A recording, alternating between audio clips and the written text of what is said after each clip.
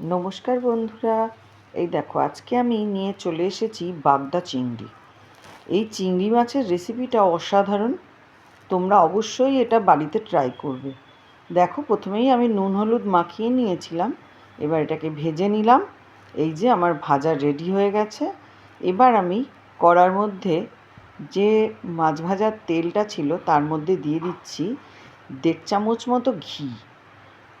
এবার ঘিটা গরম হয়ে গেলে তার মধ্যে দিয়ে দিচ্ছি আমি ছোটো এলাচ, দারচিনি ফোড়ন, আর তার মধ্যে দিচ্ছি তেজপাতা, শুকনো লঙ্কা আর সামান্য একটুখানি জিরে।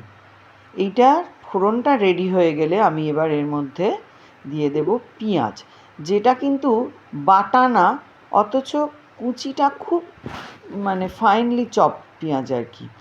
এবার দেখো এটা ভাজতেও বসিয়ে দিয়েছি, আমার ভাজাও রেডি।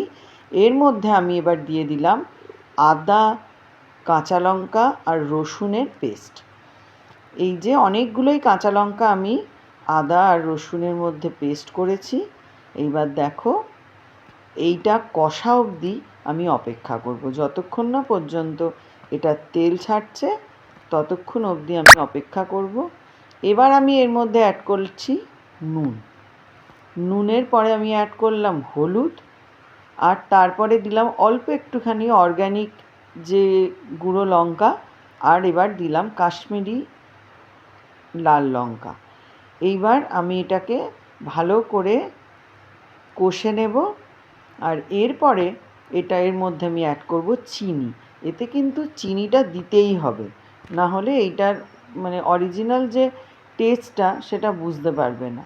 যাই হোক, চিনি দিয়ে দিলাম।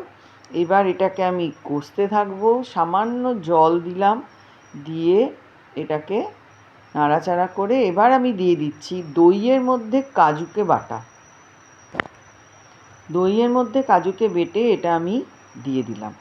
এবার এটাকে আবার কষাতে থাকবো। তারপরে আমি এর মধ্যে অ্যাড করছি নারকেলের দুধ। নারকেলের দুধ দিয়ে কিন্তু একটুখানি নাড়তেই থাকতে হবে, কারণ নারকেলের দুধ ভীষণভাবে কড়ার তলায় ধরে যাওয়ার সম্ভাবনা থাকে। এইবার আমি অ্যাড করব যে দুধ আমরা খাই, সাধারণত বাড়িতে ব্যবহার করি সেই দুধ। এই রান্নাটায় আমি একটুকুনো জল ব্যবহার করব না। এইবার এটা ফুটে গেলে এর মধ্যে আমি চিংড়ি মাছগুলো দিয়ে দেব। এইবার চিংড়ি মাছগুলো ভালো করে একটু নাড়াচাড়া করে দেব, দিয়ে কম আঁচে এটাকে আমি 10 মিনিট মতো রান্না করব। তারপরে এটাকে আমি সার্ভ করার জন্য রেডি করে নেব।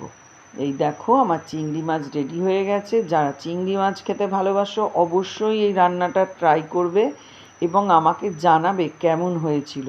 আমি তো এক কথায় বলবো অসাধারণ। তোমাদের ভালো লাগলে লাইক, কমেন্ট, শেয়ার করো।